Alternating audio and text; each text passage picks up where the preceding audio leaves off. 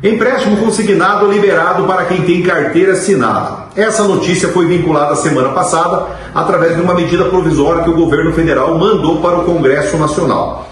O que parece ser, à primeira vista, um benefício para o trabalhador, no sentido de poder contratar esse empréstimo consignado, na verdade é mais uma armadilha para enriquecer os bancos. É isso mesmo que você está ouvindo.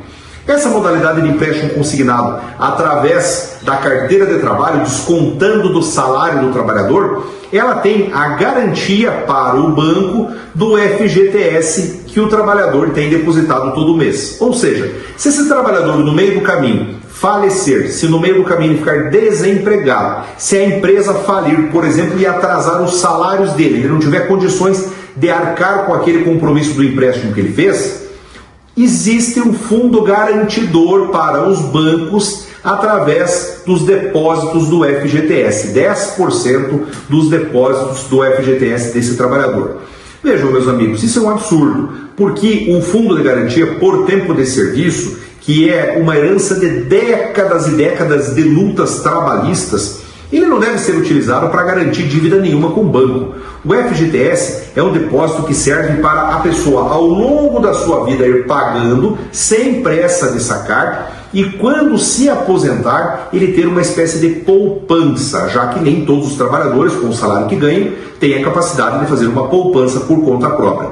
Então, o velho e bom fundo de garantia de 8%, que todo mês é depositado pela empresa na conta do trabalhador, deveria ficar lá, rendendo, acumulando vencimentos, para que no final, quando ele for se aposentar, ele tivesse esse dinheirinho, no momento que ele mais vai precisar, que é na velhice. Alguns utilizam para a compra da casa própria, para sair do aluguel, alguns utilizam às vezes para investir na sua microempresa, já que às vezes o trabalhador deixa de ser empregado e quer virar empresário, muitos acabam utilizando para fazer a viagem dos sonhos aí com a família e com os filhos, alguns usam para pagar a faculdade dos filhos. Bom, não importa no que você vai usar o fundo de garantia, o fato é que ele é feito para ficar sendo depositado todos os meses e não para ser saqueado. Vamos lembrar aqui que na época da pandemia já houve um saque absurdo do fundo de garantia quando o governo federal liberou que as pessoas fizessem a movimentação dos valores, né? E claro, nessas alturas do campeonato aí, com todo mundo com dificuldade financeira,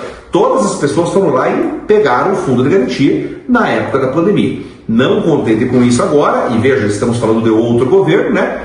Libera-se a possibilidade de empréstimo consignado, garantindo-se então para os bancos a segurança através do FGTS.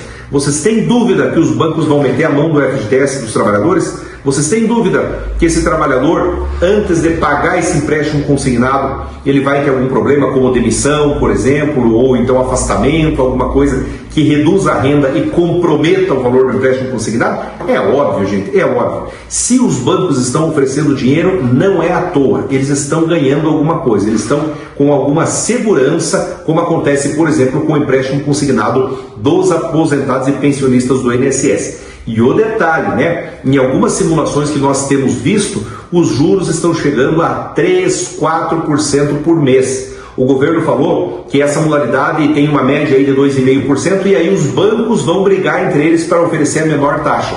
Só que esqueceu-se de falar que o Brasil é controlado por 5 bancos tão somente. Existe um cartel de bancos. E aí não adianta nada que ninguém vai oferecer empréstimo consignado a 1%, a 1,5%, que seria, digamos assim, um valor justo, né? Muito trabalhador vai cair nessa cilada e vai emprestar 3, 4% por mês. E ao passo que ele ganha, ele pega os 20 mil em dinheiro, ele paga 40 lá no final das contas. E se ele não conseguir pagar, o banco vem e mete a mão no fundo de garantia desse. Vejam bem, estelionato patrocinado pelo governo e que ainda vai para o Congresso Nacional para votação. Mas como o mercado financeiro aí, os bancos, né, tem vários deputados no bolso deles, né, porque financiaram a campanha desses deputados, o que vai acontecer? Provavelmente o Congresso Nacional vai aprovar. E teremos mais uma modalidade de oferta de dinheiro fácil para a população, para vender ilusões, né, principalmente no ano pré-eleitoral, para o trabalhador se sentir assim, feliz com o dinheiro no bolso. Só que esquece que vai assumir uma dívida alta, uma taxa de juro alta também e principalmente vai corroer, vai acabar com o saldo do fundo de garantia.